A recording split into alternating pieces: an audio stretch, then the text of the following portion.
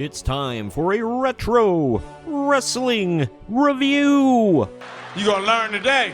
From the main event marks, another spooky season edition. TNA Bound for Glory 2010 was a hell of a night filled with shocking twists and unlikely turns. While October means the NFL and NCAA football seasons are in full swing, the kickoff of the NBA season and NHL hockey seasons, the Major League Baseball postseason, and TNA's biggest show of the year, Bound for Glory. And 2010 was one of the most memorable of those events for many reasons.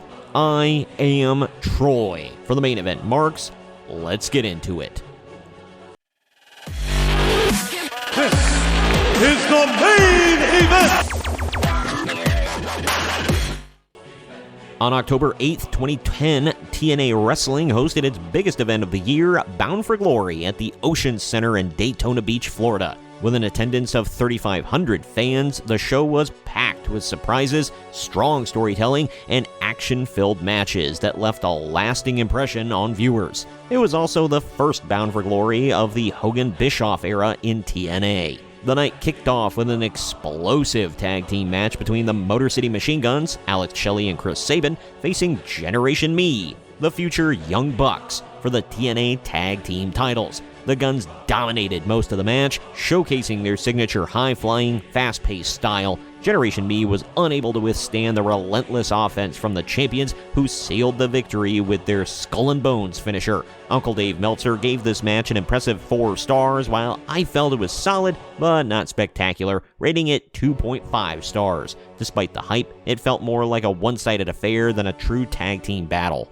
Next up was a 4 corners match for the TNA Knockouts Championship featuring Angelina Love, Tara, Madison Rayne, and Velvet Sky, with Mickie James serving as a special guest referee. The match was short, clocking in at just under 6 minutes, and while not offensively bad, it failed to stand out. Tara managed to reverse a roll-up from Velvet Sky, securing the win and the Knockouts title. The post-match altercation between Tara and Rayne set the stage for future tensions. Uncle Dave rated this match a half a star, while I found it slightly better, giving it 1.5 stars for at least moving the storyline forward with the post-match drama. The tag team match between Inc., Jesse Neal and Shannon Moore, and the oddball team of Eric Young and Orlando Jordan was, in many ways, more of a comedy act than a competitive contest. Young's antics and his bizarre relationship with Jordan took center stage, with Young even turning on his own partner mid-match for kicks and giggles. Inc. capitalized on the confusion, hitting a Samoan drop flipping neckbreaker combo to secure the win. This match was rated 2 stars by Uncle Dave, while I gave it 1.5 stars, mostly for the comedy and character work rather than the in-ring action.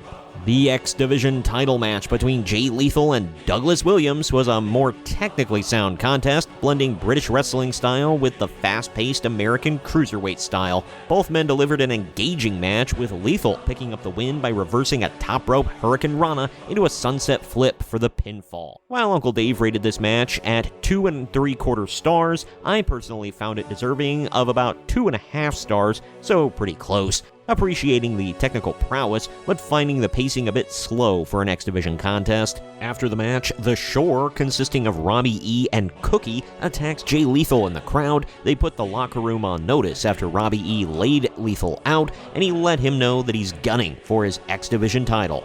The Monsters Ball match between Rob Van Dam and Abyss delivered the usual hardcore carnage, featuring tables, chairs, barbed wire, and Janice, Abyss's signature weapon, a 2x4 with nails. Despite the chaotic nature of the match, the camera work was lacking, which took away from the overall presentation.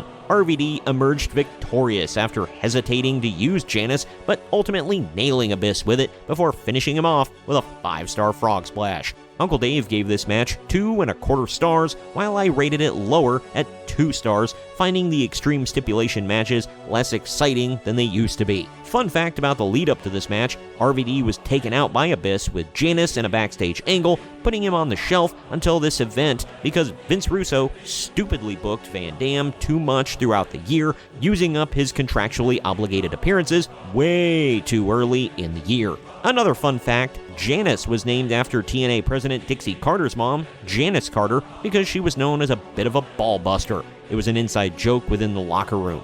Up next, the 3-on-2 handicap match pitting Jeff Jarrett and Samoa Joe against Kevin Nash, Sting, and Pope D'Angelo Dinero fell flat. Sting, inexplicably wrestling in a shirt despite being in great shape for his age, didn't contribute much to the action. The match ended with Jarrett walking out on Joe, allowing Nash to hit a jackknife powerbomb for the win. Uncle Dave rated it 1 3/4 stars, while I was close at 1.5 stars as the match lacked energy and felt like filler despite having so many of the company's highest profile stars in it. Team 3D now comes to the ring, and Brother Ray thanks the fans for their support, putting over how great he and Devon have been throughout their careers. Ray then says that Team 3D is officially retired, but he wants to go out with one more match against the greatest tag team in the world today. He then calls out the Motor City Machine Guns. The night's most chaotic match was the Lethal Lockdown between EV 2.0, consisting of Raven, Rhino, Sabu, Stevie Richards, and Tommy Dreamer, and Fortune, consisting of AJ Styles, James Storm, Kazarian, Matt Morgan, and Robert Roode. Weapons, blood, and high-risk spots filled the match with standout moments, like Brian Kendrick coming out and putting Kazarian through a table atop the cage. In the end, Dreamer hit a Dreamer Driver on AJ Styles for the win. Uncle Dave rated this match 2.5 stars, and I was fairly close, giving it just 2 stars as it captured the chaotic nature of Lethal Lockdown, but it didn't quite hit the peak of previous years. Now we've got one more to go. This is the main event. The night's main event was a 3-way dance for the TNA World Heavyweight title between Mr. Anderson, Kurt Angle, and Jeff Hardy. The match had a true big fight feel with lots of near falls and exciting transitions. The shocking turn came when Hulk Hogan and Eric Bischoff came out to reveal their true intentions, handing Hardy a crutch to take out both Angle and Anderson, turning him heel in the process. Hardy's unexpected alliance with Hogan and Bischoff and his subsequent victory stunned the crowd. Uncle Dave rated this match at 4 stars, and I gave it the same, as the combination of smooth wrestling and shocking ending made the match the highlight of the night. In the end, Abyss, Jeff Hardy, and others came out to join Hogan, Bischoff, and Hardy to reveal that they were the they that they had been teasing as the next big heel faction in TNA. They would go on to become immortal. In my final thoughts, Bound for Glory 2010 had its ups and downs with some lackluster undercard matches, but it all built towards a shocking conclusion in the main event. The show will be remembered more for Jeff Hardy's heel turn than the quality of the wrestling, but it was still a pivotal moment in TNA history. Unfortunately, Hardy's heel run that was set up to be awesome would eventually come crashing down due to Jeff's substance abuse, but that's a different story. Overall, my final rating for the show is 7.5 out of 10. Comment down below with what you thought of the event. I'd love to converse with you down in the comment section. If you'd be kind enough, please share this video around to everyone you know, and don't forget to like the video, subscribe to the channel, and click that little bell to stay up to date every time I post brand new content. I am Troy for the Main Event Marks, and I will see you next time.